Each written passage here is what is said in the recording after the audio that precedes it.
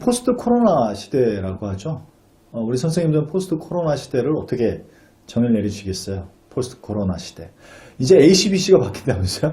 ACBC가 기원전 기원후가 아니라 코로나 이전과 코로나 이후 이렇게 나왔는데, 포스트 코로나 시대는 저는 이렇게 정의를 내리고 싶습니다. 이제 김남도 교수 같은 분은 뭐 이렇게 얘기를 하죠. 이제는 뭐 방향보다 속도다 이렇게 얘기를 하는데, 그건 너무 파격적인 것 같고, 저는 개인적으로 정답이 없는 시대다 이렇게 정의를 내리고 싶어요. 그러니까 매 현장마다 매 케이스마다 다 해답이다 이렇게 좀 말씀을 좀 드리면서, 굳이 이걸 정리를 하면 발명의 시대에서 발상의 시대로 간다, 정답의 시대에서 해답의 시대로 간다, 매뉴얼의 시대에서 질문의 시대로 간다. 그래서 발상의 시대에서 가장 중요한 건 뭐냐면 질문이 아닐까 생각합니다.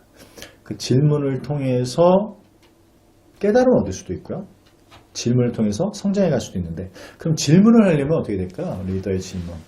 그렇죠. 네가 답일 수도 있겠다. 여기서부터 출발할 수 있는 거. 그래서 정답이 아닌 해답의 시대로 가고. 여기 회사명도 잠깐 언급을 해드렸는데, 여기 G에서 아마존으로 간다. 사실 G가 에디슨이 만든 최고의 제조업 회사죠. 근데 G가 미국에 상장되었던 S&P 500 뿐만이 아니라, 어떤 참 100년의 역사, 마감을 하는 데 있어. 물론 이제 G가 잘하고 있죠. 지금 항공기 쪽으로 G가 어마어마한 역할을 하고 있는데, 진짜 기존에 가져왔던 영향력에 비하면 지금 너무나 약해졌죠. 아마존의 영향력은 지금 말할 필요도 없습니다만, 아마존이 전자상거래 회사라고 보는 사람은 없을 거예요. 그렇죠? 그래서 앞단어에서 말씀 좀 드렸지만, 데이터 관련된 IT 회사다 이렇게 볼 수도 있다고 보는데, 피터 한센의 혹시 이 책 보신 분 계십니까? 뉴노멀. 역시 또 책 얘기 나오니까 안식도 많이 안 좋아하시죠? 네, 책 그렇죠. 근데 책 제목만 봐도 느끼시겠지만, 이제 어떻게 보면 저성장, 이 포스트 코로나 시대는 이제 저성장 저금리, 그래서 사실 주식에 대한 부분들 사람들이 많이 들어가는 이유가 이제 특별한 이슈가 없는 거죠. 피터 한센은 이런 얘기를 했습니다. 이젠 컨텐츠의 시대가 아니라 컨택의 시대다. 저는 요거 이렇게도 말씀드릴 수 있을 것 같아요. 컨텐츠의 시대에서 컨텍스트의 시대로 간다. 그러니까 어떻게 보면 맥락을 어떻게 연결을 시키느냐가 훨씬 더 중요해지는데, 이 뉴노멀이라는 책에서 피터 한센이 이렇게 주장합니다. 문제는 정보의 과부하가 아니라 이 필터링의 실패다. 정보는 진짜 차고 넘친다. 이제 필터링이 이제 이게 안 된다 이런 거고, 디지털의 영향력은 이제 말할 필요도 없고, 사실 오프라인 이제 예전에 우리 건물주 좀 너무 좋아하잖아요 사실. 근데 건물주가 제가 볼 때 별로 그렇게 비전 있는, 왜냐하면 실제로 예전에 건물을 갖고 있으면 상가 월세 이렇게 받고 그랬는데, 지금은 얼마 전에도 제가 홍대 한번 지나가다 봤어요. 홍대를 갈 만한 이제 나이대는 아닌 것 같고, 홍대를 지나가다가 딱 봤는데, 와, 1층에 상가가 어마어마하게 많이 피었어요. 명동을 나와도 마찬가지겠죠. 물론 절대적으로 오프라인 상가의 영향력은 아직까지 높을 수밖에 없지만, 이것들이 과연 앞으로 얼마만 지속이 될 건가. 베스트바이라는 혹시 아세요? 베스트바이. 우리나라로 따지면 하이마트. 뭐가 있을까요? 그러니까 그런 마트, 하이마트 느낌 오시죠? 전자 어떤 이렇게. 근데 요즘 어떻게 합니까? 저도 마찬가지인데, 어디 마트를 가가지고 딱 보면 찍어보죠. 핸드폰에 딱딱딱 찍어봐가지고, 이거 온라인으로 얼마래? 다 온라인으로 사잖아요. 그러니까 쿠팡, 난리, 그러니까 그 부분에 있어서 베스트바이는 딱 바꾼 거죠. 그럼 차라리 개념을 유통, 매매, 판매 시장으로 하지 말자. 삼성전자, GE, 어디, 다 들어와. 우린 전 시장을 할게. 이렇게 바뀐 거죠. 저는 진짜 그 경영자가 탁월했다고 봅니다. 이런 사례는 너무너무 많잖아요. 선생님, 넷플릭스가 뭐 하던 회사입니까? 넷플릭스. 비디오 대여하던 회사 아니에요. 비디오 대여. 근데 그걸 온라인으로 전환을 해버린 거죠. 그러니까 디지털의 상용화에 있어서 우리는 사실 실패와 실패 자산이 버릴 게 없는 게, 요즘 난리난 채널이 유튜브 아닐까? 유튜브가 첫 시작이 뭐였습니까? 저는 그래서, 저도 유튜브에 관심이 많고, 유튜브 채널, 정경호 TV, 정경호 TV를 하고 있습니다만, 실제로 이 유튜브가 가지고 있는 영향력은 제가 봤을 때 지상파를 이미 뛰어넘었어요. 그죠? 근데 그 유튜브 이전에 최초에 만들 때 이 유튜브의 어떤 회사의 어떤 방향은 영상 데이팅 회사였다는 거죠. 그러니까 결론적으로 이 부분들에서 우리가 어떻게 연결이 될 것이냐, 이 부분들이 사실 중요한 키워드인데, 그래서 이 리더 의사소통 능력에서도 마찬가지겠지만 이 필립 코틀러는 또 이렇게 얘기합니다. 마켓 자체가 바뀌고 있어요. 비즈니스 마켓이 어마무시하게 많이 바뀌었는데 이것도 참고적으로 알고 계시면 좋을 것 같아요.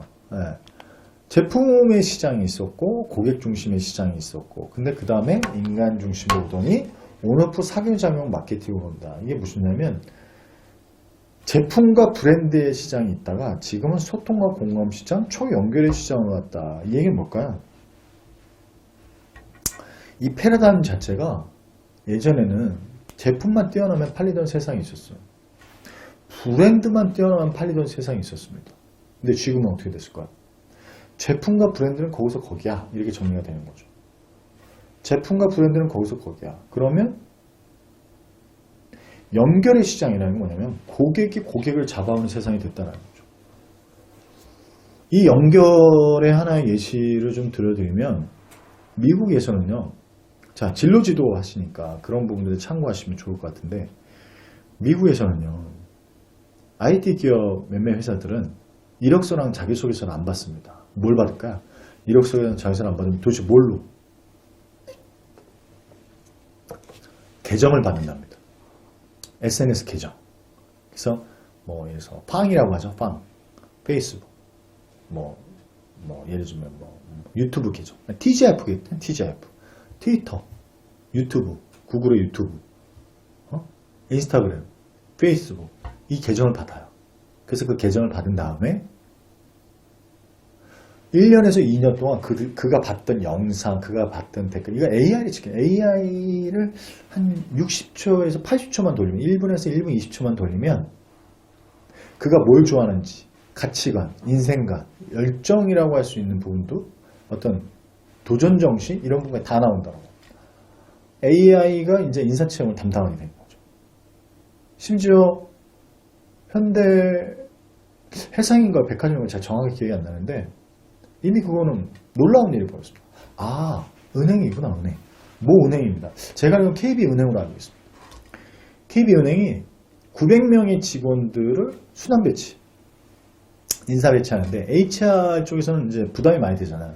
이 사람의 인적성, 이 사람의 뭐 이런 걸 다 활용해서 이렇게 해야 되는데 이거를 AI한테 맡겼어요. AI한테 데이터를 다 넣고, 그래서 최적의 근무처, 지역, 그래서 은행, 지점, 본사 뭐 이런 걸 쫙 나눠서 했습니다. 컴플레인이 안 들어온대요. 컴플레인.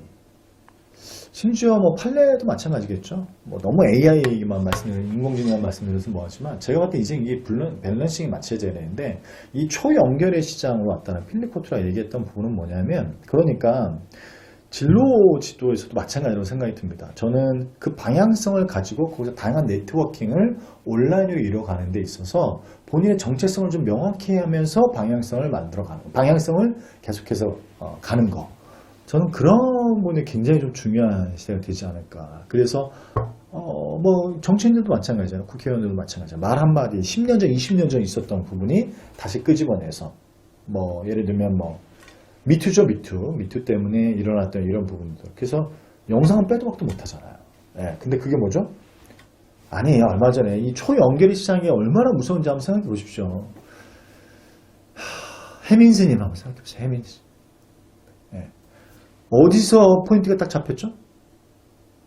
TVN에 나왔는데 오늘 무슨 온오프 저긴가 나왔는데 아침에 일어나가지고 남산이 보이는 쫙 한 거야. 일반 서민들이 그 정도 뷰를 갖기에는 좀 그렇잖아요. 스님이. 근데 또 결정적인 게 뭐냐면 인스타그램에 사진 찍힌 건데 뭐라 그러죠? 이거 그 있잖아요. 그 아이폰에 이렇게 딱 하는 거, 귀에다 이렇게 하는 거, 갑자기 용어 생각 안 나는. 그리고 맥북. 그러니까 일반적으로보다는 약간 좀 프리미엄이 붙은 좀 고급 브랜드를 딱 하니까 사람들이 조사가 들어간 거죠. 엊그제 제가 기사를 또 보니까 미국에 그 한글 이름이 있잖아요. 미국에 등기부등본을 띄워보니까 어느 뭐 61만 불인가 얼마는 좀 거기에 동일 이름이 있더라는 겁니다. 그래서 그 확인차 해밀스한테 전화했는데 통화 일절 안 된다. 인스타그램의 사진 하나가 일파만파를 일으킨 거죠. 근데 그거를 문제 제기를 한 사람이 누구다? 유튜버. 그 유튜버가 이 사람하고 일면식이 있어요? 기자입니까? 아니잖아. 근데 이 인스타를 보고 의문을 가졌고 이 유튜버가 확인하는 과정에서 방송사로 전달이 된 거죠. 초연결의 시장은 우리에게 시사하는 바가 너무너무 큽니다. 그 사람이 그러니까 면접에 대한 부분도 마찬가지인 것 같아요. 저는 실제로 제가 외부 면접관을 많이 나가는데 외부 면접관 나가면 전 계정을 그리고 특히 이메일을 많이 봅니다. 그래서 그 계정을 보고 그 사람의 페이스북 계정이 있으면 들어가 봐요. 그러면 블라인드 채용이긴 하지만 물론 나머지 뭐 데이터 근데 제한이 없는 거니까요. 그걸 보면서 대략은 감을 잡을 수 있습니다.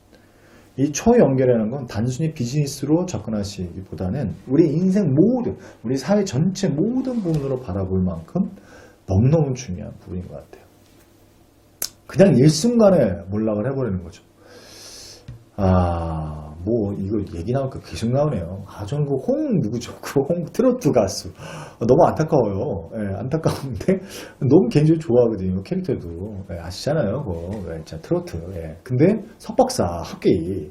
근데 그 석박사 학위가 어떻게 나오게 됐냐면 아무 문제가 없었어요. 누가 시비를 걸겠어요? 그냥 가수인데 그렇잖아요. 근데 지금 다 나온 걸로 알고 있어요. 그걸 왜 있잖아요. 뭐 어디 무슨 뭐 TV 프로그램에 엄마도 나오고 자기 연인도 나오고 막 이렇게 했는데 지금 다 나왔어요. 왜 나왔냐면 학위 자체가 표절이다. 근데 그 표절 자체를 잡아낸 게 일반인인데 그 일반인이 그냥 기사를 보고 박사가 있는 그래? 그 트로트 가수가? 그래가지고 자기가 한번 들어갔대요. 그 내용을 가지고. 근데 73%가 나온 거야. 왜? 카피킬러. 저도 이제 뭐 지금 논문을 하다 보니까 학술 이제 이번 달에 등재가 되겠습니다만 뭐 소논문하는데 반드시 문헌 유사도 검사를 해야 되잖아요. 네. 근데 그냥 해보는 거예요. 그냥 해봐. 그게 딱 걸렸어요. 그런데 그거를 그냥 유튜브로 찍은 거죠. 인스타그램에 올린 거예요. 좀 의심스럽다. 그게 일반 기자들이 딱 캐치업을 해가지고 그냥 바로 초연결의 시장 이 부분들은 이제 온오프의 영역이 없어진 거죠. 예.